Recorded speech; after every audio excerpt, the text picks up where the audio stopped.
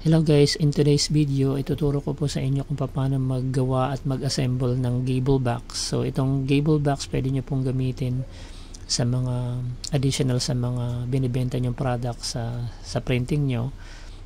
Pwede siyang lagayan ng mga souvenirs or collections sa mga birthday or baptism sa mga bata. Ito po papakita ko po sa inyo kung paano gamitin si Loclick, yung si iCraft na cutting machine.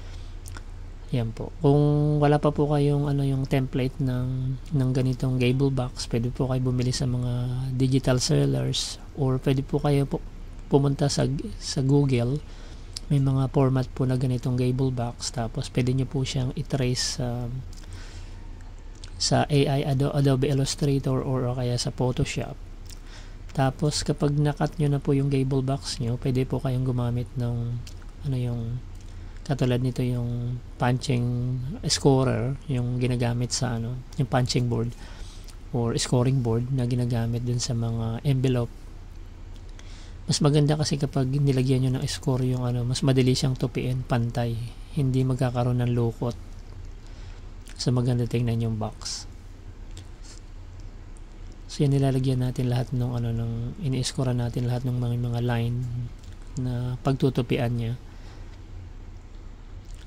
And ito kasi sa pagpiprint nito, gagamit kayo ng dalawang papel o kaya yung medyo makapal na board.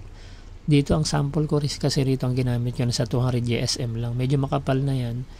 Pero mas maganda po kung 250 pataas or at least 300 GSM para mas maganda yung ng board, yung box makapal. Hindi basta bibigay. Kasi yung ginamit ko ditong sample is yung kayang i-print nung capable na i-print nung printer.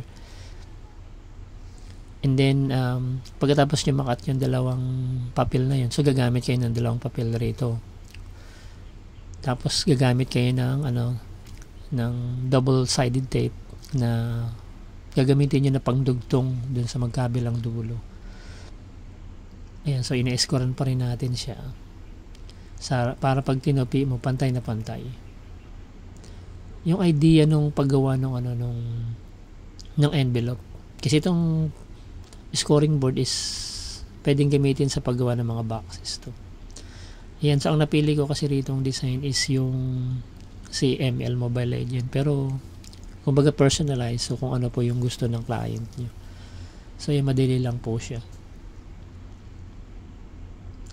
Ang kagandahan lang kasi kapag gumamit kayo ng cutter or cutting machine Loclick, kung maramihan na, hindi kayo yung magkakat ng mano-mano, medyo matagal. So maganda lang sa mano-mano is pulido rin talaga. Kasi hindi katulad sa mga machine, may mga naiiwan pang part na maliliit na kailangan nyo pa pong gupitin.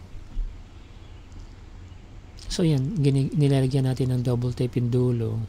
Kasi yun yung gagawin natin pandugtong doon sa kabilang partner niya sa kabilang side. Kasi yung printer natin na ginagamit rito is capable lang na makapag-print ng A4. So dalawang A4 gagamitin natin. Pero kung may mas malaking kayong printer na A3, so pwede nyo i-cut na magkasabay na. Yan, so yan. Yung kabila na naman. Tapos magdudugtongin natin yan. So kagandahan kasi nitong gable box, pwede nyo po i-add to sa product ninyo. Kung halimbawa nag-o-offer kayo ng mga souvenirs dun sa mga client nyo, katulad ng mga chip bags, di ba? Mga rep magnet, keychain. Yung mga item na yun is pwede nila ilagay, or candies, di ba? Pwede nila ilagay sa gable box. Maganda tingnan kasi personalized. Kung ang team nila is halimbawa Kuromi, pwede nyo i-print lahat Kuromi style. Kung mahilig yung bata sa Mobile Legends, yan. Sa sample lang naman ito. Itong ang papel na gamit ko is medyo manipis. Makapal na to kumbaga sa 200 GSM, pero kapag ginamit niya sa box, manipis siya. Pwede kasi kapag manipis, pwedeng bumigay yung box. So dapat medyo makapal. At least 200 or 300 GSM ang ideal. Ang lang kasi rito, ang challenge is yung machine nyo dapat capable mag-print ng mga kapal na GSM para hindi masira yung printer. So ayan, na pagdugtong na natin yung magkabilang side. So yan, ibubuuhin na natin. Ayan yung magiging itsura niya.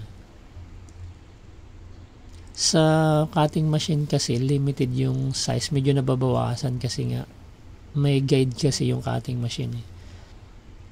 Pero kung na-adjust sa cutting machine nyo, mas maganda. Pero itong si Locally kasi parang limited, so medyo lumiit ng konti sa standard.